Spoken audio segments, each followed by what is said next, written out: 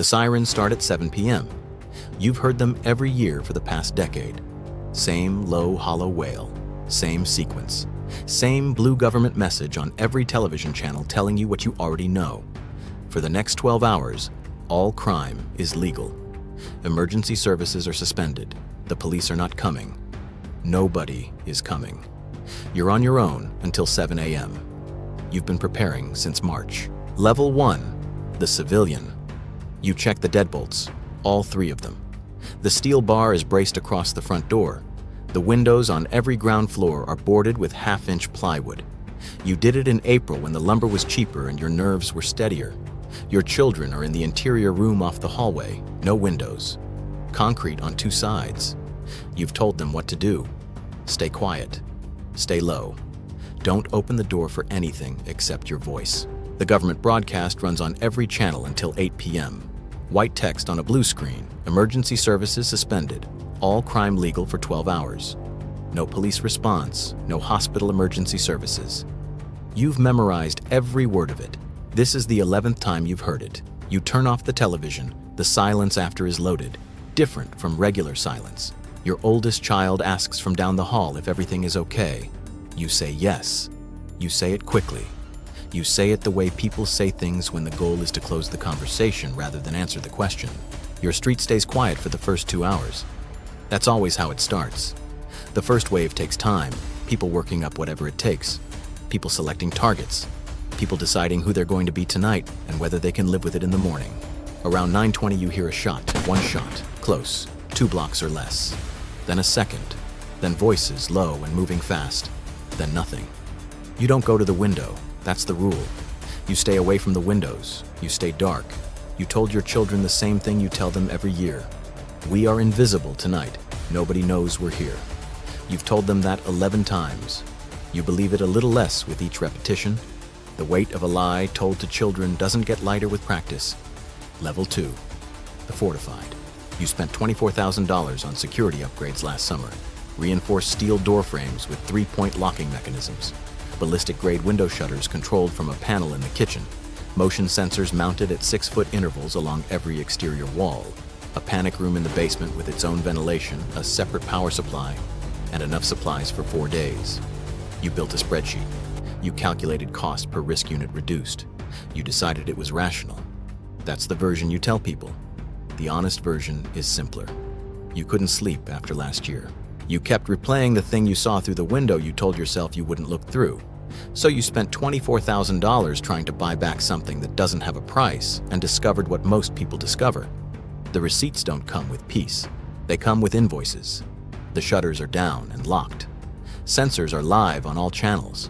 You're watching 12 camera feeds on a tablet, 1 for each exterior angle around the house. At 10:40, 2 figures appear on camera 5, moving along the north fence line.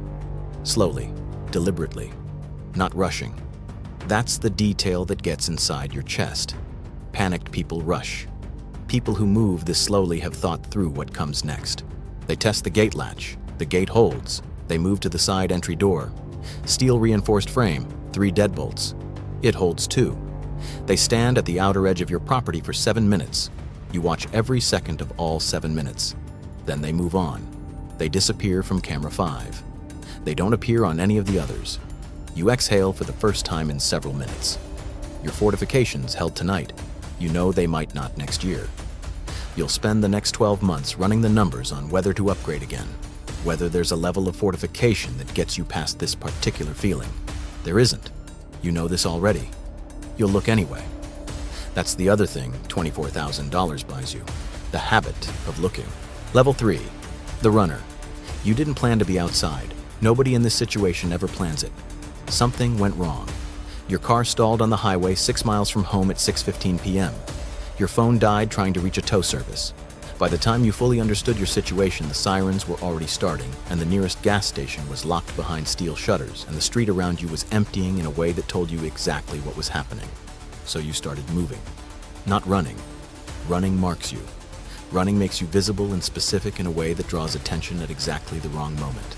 You learned the difference between running and moving in the first 10 minutes when you watched a man sprint across a wide intersection and get hit by something coming out of a side street that you couldn't see clearly in the dark.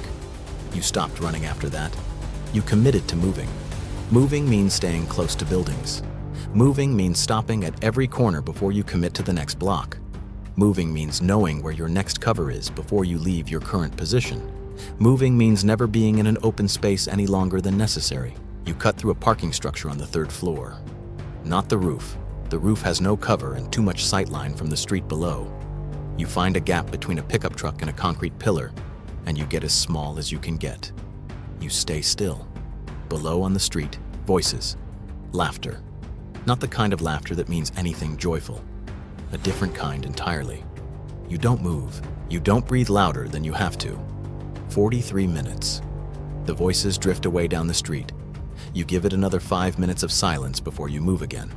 Northeast. Home is northeast. 14 blocks. Normal evening, 13 minutes.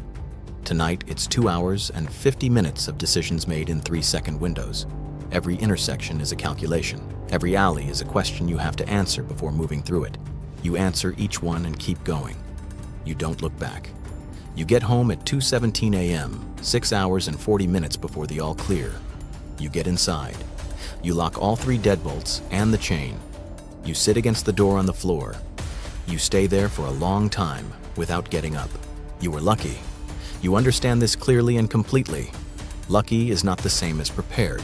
Lucky is not something you can plan for next year. The gap between what you expected and what actually happened is a gap you'll be thinking about for a long time after the sirens. Level 4. The armed group. You didn't join them out of anything you'd want to explain to someone later. You joined because the arithmetic was obvious. There were 12 of them, and one of you. One person alone on Purge night is a completely different variable than 12 people moving together. The first group member who approached you didn't say much. He looked at you, and then at the empty street, and back at you. You understood. The group has rules, written on a laminated card the leader carries in his front vest pocket. No targeting civilians who haven't engaged first. No children, ever. No splitting up in open terrain. Nobody acts independently without clearing it. The rules surprised you. You expected something raw. What you found was structured.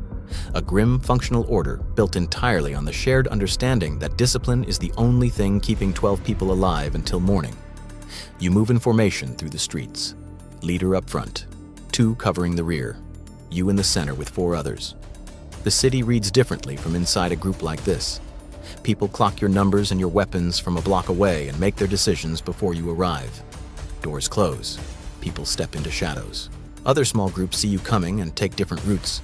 The logic of Purge night runs on simple math, and the math changes entirely when you're 12, deep and armed and moving with visible purpose. At 3:50 a.m., another group appears from a side street to the east. 9 people. Both groups stop. 25 seconds of silence. Nobody speaks. Nobody moves. Everyone is measuring. The 2 leaders look at each other across the empty street. Something passes between them that doesn't require language and is faster because of it. The other group turns and takes a different block. The air releases. Everyone in your group exhales at the same moment without coordinating it. You fire nothing all night. The group's visible presence accomplishes everything the weapons would have. You reach the designated safe zone at first light. 12 went out. 12 come back. You separate without much said. You walk home alone in the early quiet. You don't feel good about the choice. You don't feel ashamed of it. You feel alive. That's what Purge night teaches at this level, and you're starting to understand why some people keep choosing this same lesson year after year. Level 5. The wealthy. You're not outside. You haven't been outside on Purge night in 14 years, not since you moved into a property with the wall and the gate and the contract. 4 acres. Perimeter wall 14 feet high with embedded seismic sensors.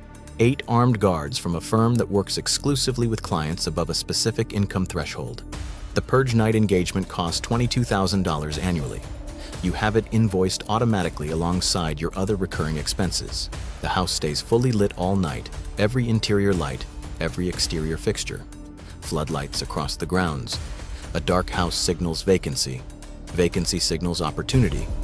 Every light stays on. You host dinner on Purge night. Catered. 3 courses, formally served. 14 guests, old friends and business contacts who exist at your altitude and understand implicitly what this evening requires of people like you. Nobody at the table discusses what's happening outside the wall. That's considered a particular kind of bad manners. You talk about a recent deal, a property acquisition, a trip someone has planned. Wine is poured. Dessert is plated and served.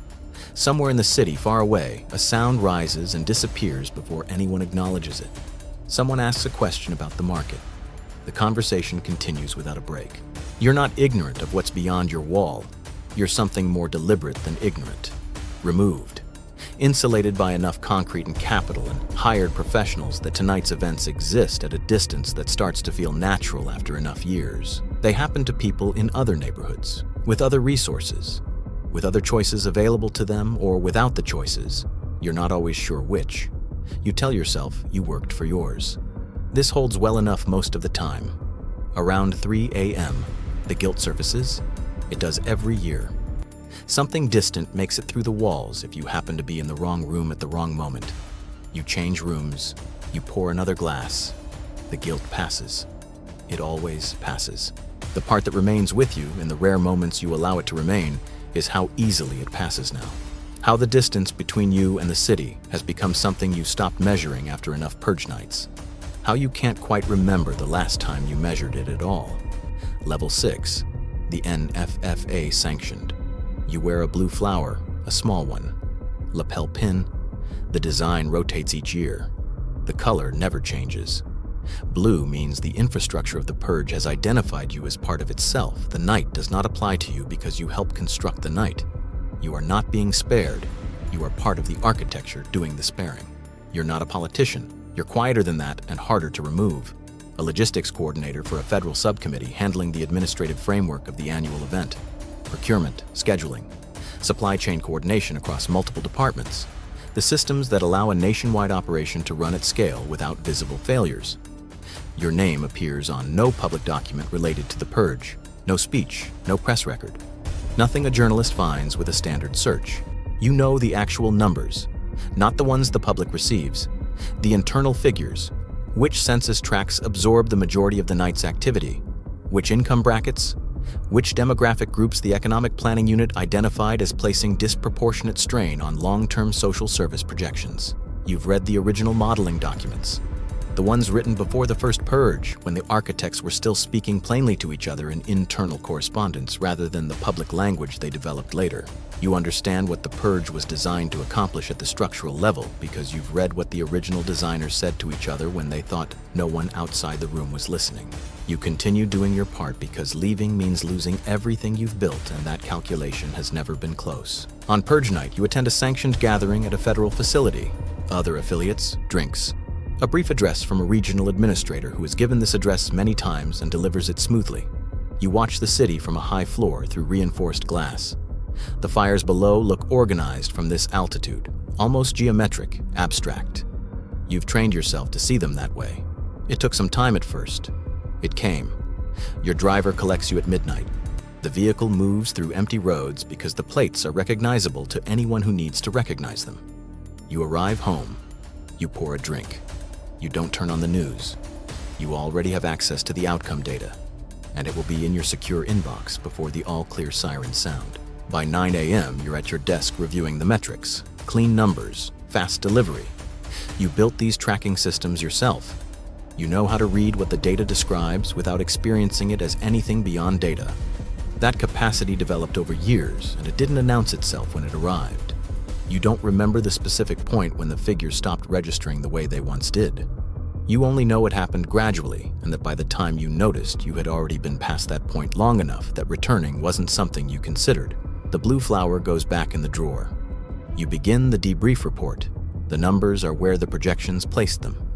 You make a note of this. You move on to the planning cycle for next year,